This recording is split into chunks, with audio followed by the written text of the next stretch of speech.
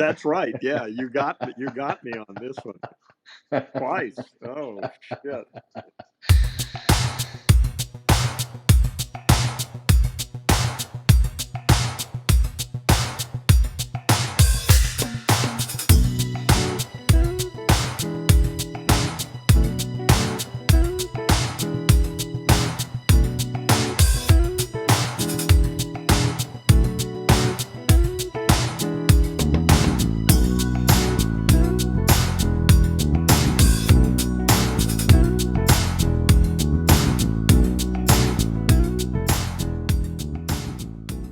Listen, this is your game. I'm whatever you want to do, I'm okay on.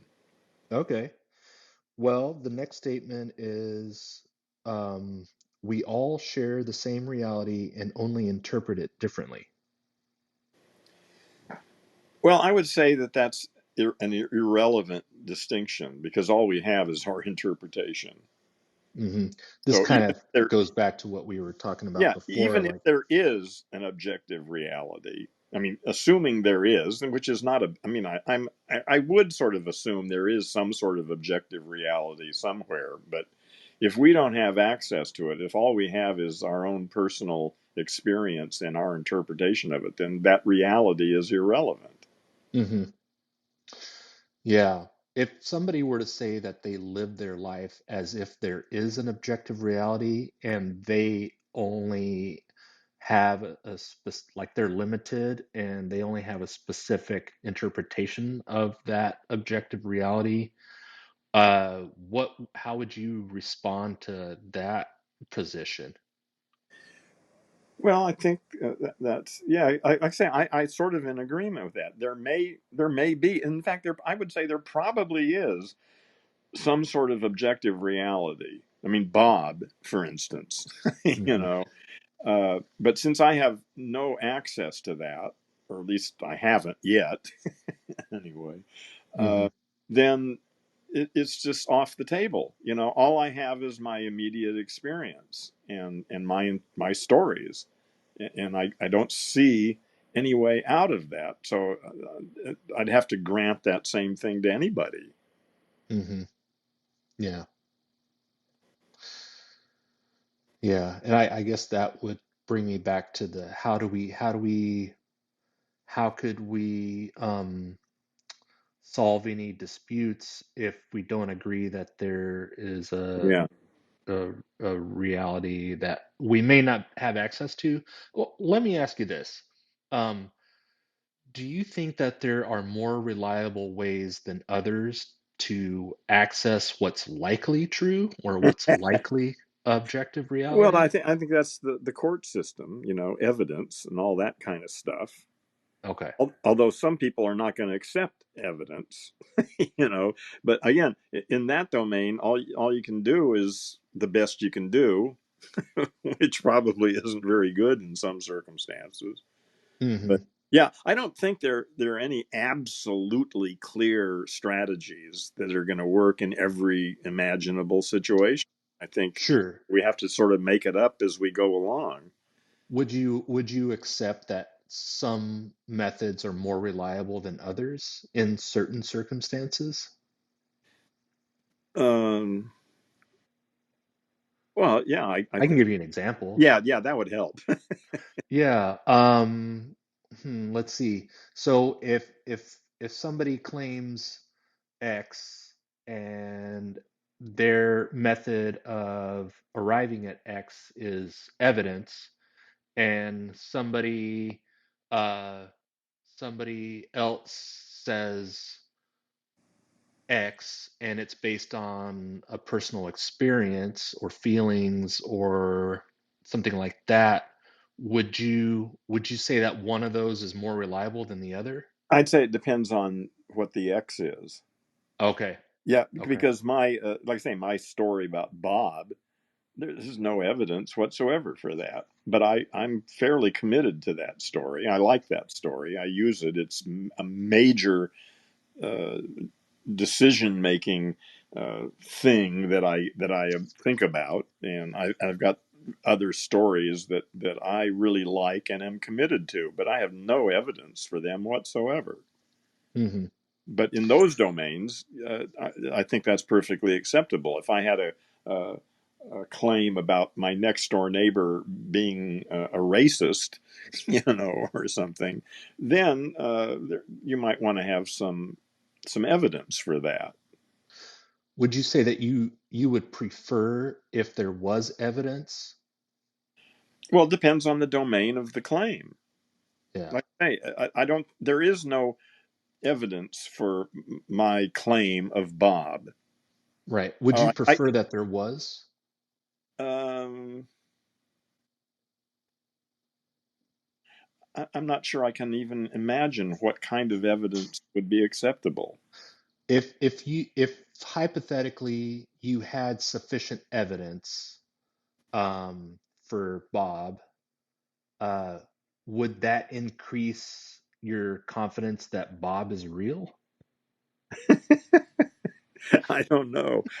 Like I say, I can't imagine any evidence. I mean, if you're in the dream, Yeah. uh, while you're in the dream, what can you say about the dreamer? Hmm. What would constitute evidence even? Yeah. Well, I guess uh, satisfactory evidence to you, Yeah. if hypothetically um, Well, you anything found that sort of evidence. breaks the so-called rules of science. I mean, if somebody could just by waving their hand manifest a new iPhone 13 out of thin air, I would say, damn, that's pretty impressive. Hmm. If they did it right in front of me. Yeah. And I'm skeptical, so I'm thinking he may be a very good magician and has somehow manipulated the situation to make it appear as though that. But I'm open. I'm actually my mind has changed in the last few decades about some of this. As I'm thinking, based on my Bob story, that if that does have any weight to it, then the idea of magic, as we now think about it, isn't off the table. Hmm. If you're sufficiently connected to Bob, it's like a lucid dream, sort of. That perhaps real magic in that sense, stuff that absolutely defies the laws of physics and everything else, may in fact be possible. I've never seen anything like that, but I Hmm. can't dismiss that out of hand. You know. You're open to the possibility of that being real. You would just need more evidence to I'd need to convince the, observe it. I'd need to yeah. observe it. I'd need to have someone come into my room naked, you know, and just manifest some physical object out of nothing. Hmm. That would be pretty impressive. Yeah. That would shake me up a little. Well, shake me. That would be fascinating. That would be amazing if that was to happen. That would. But I guess, and it wouldn't really change my basic ideas because that's. I mean, like I say, I can imagine that that's certainly possible, even though I've never seen it or experienced it. Hmm. Yeah, because you've been wrong before, right? Oh, who, me? How uh, dare you? well, I guess that's how I see it for myself. Like I should be open to being convinced basically of anything because the feeling of being correct and the feeling of being incorrect and not knowing it are the same feeling. Wait, say that again. Um, the feeling of being correct and the feeling of being incorrect and not knowing it are the same feeling. Okay, yeah, yeah. Yeah, there was definitely a time in my life when I would not have accepted the possibility of so-called magic, of manifesting something out of thin air. I would have just said, no, that's impossible. That's stupid. Hmm. But I am no longer of that opinion. Hmm. Yeah, I've always gathered that you have a reasonably open mind. Yes, I Yeah. think so. Although, again, I'm pretty stuck in my stories. I like my stories, and I'm not going to give Mhm. them up easily. But if I find a better one, and I'm convinced that it's better, well, I'll dump them in a heartbeat. Yeah.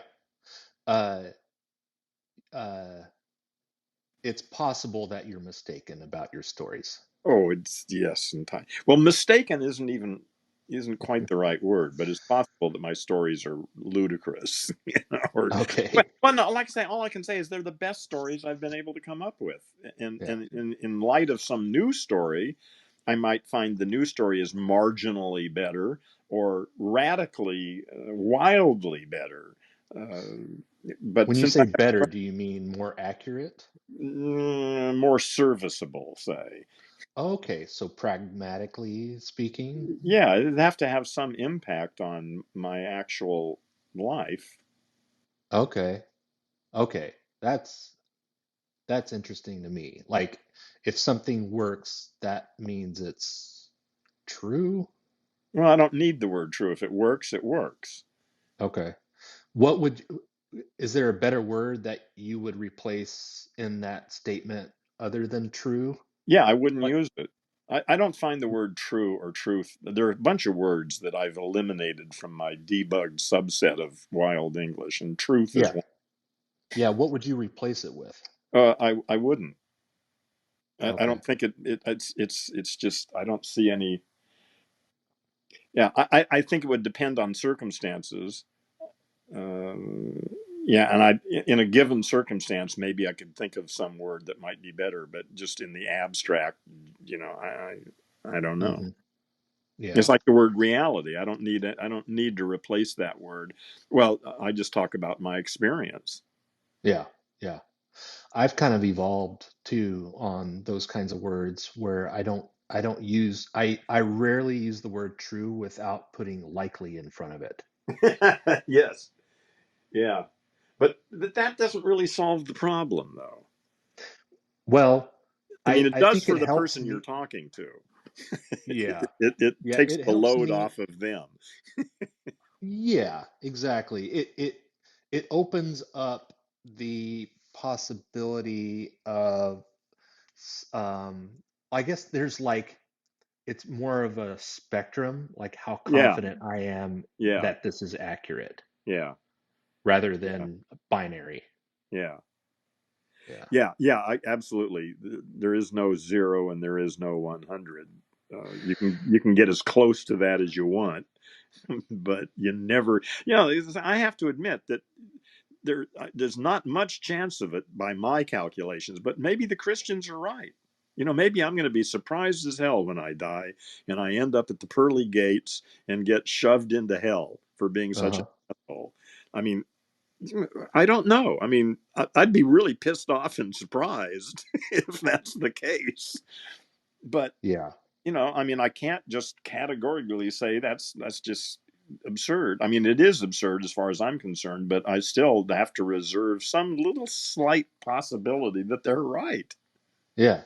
Well, you also have to add the layer of which version. Yeah. Well, of anybody, just whoever I'm talking to, Yeah. Yeah. I mean, which version of Christianity and hell and all that stuff you mean? Right. Yeah, yeah. Well, anyone you want to pick, but I mean, the whole idea of Christianity is a general, without getting picky about which brand of Christianity. I mean, Yeah. they're all, Well, they seem pretty picky. yeah. Well, but I think they sort of all agree that there is a heaven and a hell, don't they? And that if you do certain kinds of things and you don't believe in Jesus, that you're going to go to hell, right? Do any Well, I disagree about that? I've heard I've heard people that call themselves Christians that are more like universalists don't that don't believe in a hell that everybody's going to be saved and go to heaven eventually. Oh, okay, I got it. Yeah, okay, I can see that. Yeah. That's almost like a reasonable Christian.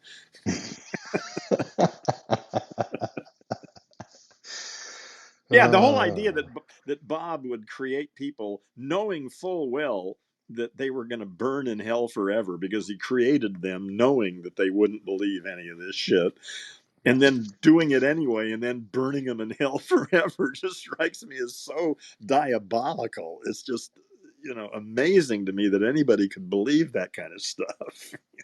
yeah. I find a lot of problems with it too.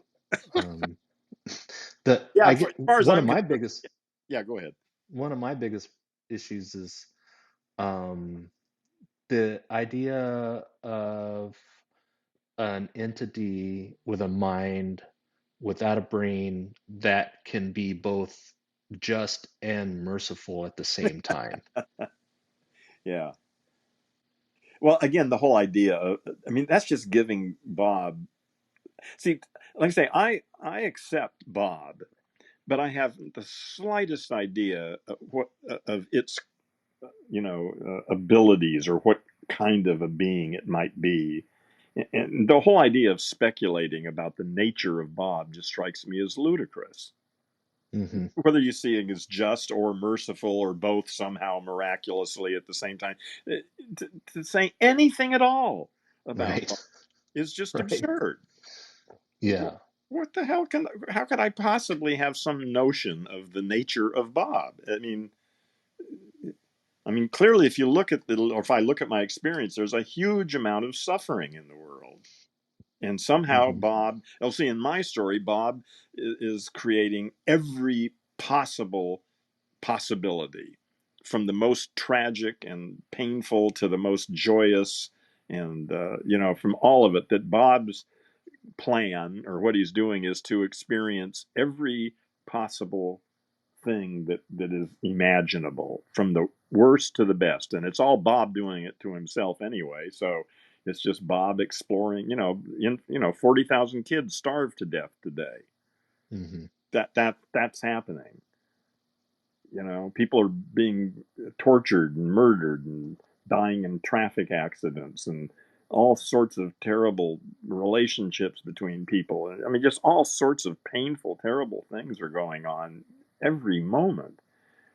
And how the hell do you talk about that? Yeah. Except that Bob is exploring all of the possibilities. Yeah. Well, maybe a good SE question for that would be, is there it is there a way for you to tell if Bob was not real? Well, no, again, this is all totally out of the domain of evidence. It's just a story I made up. Yeah. Although it's Yeah. not unlike, essentially, my story is essentially uh, the Hindu Brahman. I don't Hmm. know if you're familiar with Hinduism at all, or the whole Yes. concept of Brahman, but Yeah. essentially that's what it is. I mean, Hindu is full of all these thousands of other deities, and it's complicated and crazy. But ultimately, it all gets down to Brahman it, imagining the universe, Hmm. and Yeah.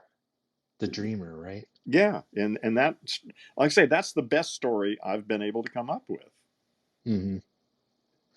Yeah. I've done a little bit of um, research in that, and also in um, non-duality, which kind of overlaps with that quite a bit, I think. Like Yeah, there's nothing that is not the dreamer, yeah, kind of thing. yeah. Yeah. If there is a God, if there is a Bob, there couldn't possibly. I mean, if it's a Bob that's worth the name, then there couldn't be anything besides Bob. It's all Bob. If there was Hmm. anything that wasn't Bob, then Bob wouldn't be Bob. Right. Bob would just be one among others. Hmm. Again, the whole Yeah. thing is just completely beyond anything I can say or think. It's just the great giant mystery of everything. And I've just become comfortable over the last decade or so of just accepting that I just don't know. Hmm. Yeah. That's important, I think. Just having that um, openness of not knowing and being okay with uncertainty. Yeah, that's been I would say, the biggest thing in my life. Really, I have to admit that I never imagined that I'd get this old, and I never imagined that I'd be this happy. And I think the happiness is directly related. I mean, because for 40 or 50 years, I was looking for enlightenment, trying to figure out who I am, what's going on here, what is all this anyway. And the fact that I didn't know irritated me and pissed me off. And so Hmm. I was constantly looking for these answers. But after 45 years of doing that, I finally just relaxed and admitted that I don't know. And Hmm. and boy, has that lifted a weight to just get. And it's actually even it's not just that I'm no longer pissed off. It's actually energizing to accept the mystery. To just Yeah. say, "Yeah, this is an amazing universe. I mean, it blows me away that anything at all even exists. It would have been a lot easier to not even bother with all this shit. And yet here it is. What a Yeah. what a miracle that is. It would have been less evil It, to not would it create. would have been less. It would have been a hell of a lot easier, Yeah. to not bother with a universe. And yet here we are. Uncertainty causes a lot of suffering, I think. Well, people's rejection of uncertainty causes a lot of Yeah. suffering. Yeah. Yeah.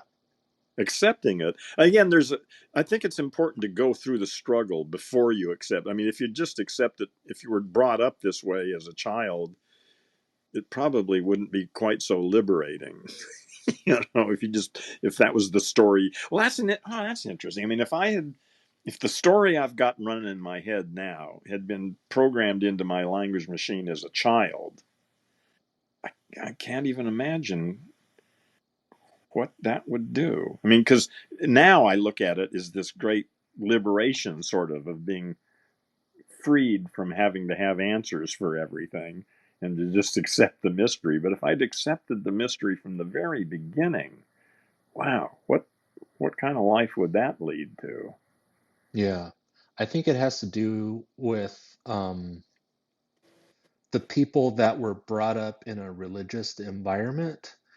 Uh, the the deconstruction is much more meaningful than if somebody was never brought up in a Yeah, religious household. It's not that big of a deal to yeah, them.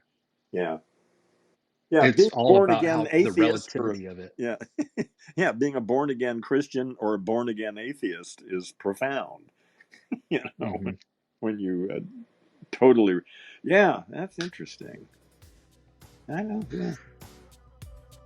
Uh, do you want to look at another statement here? Listen. I got all the time in the world here, so Okay. I enjoy this. This is fun.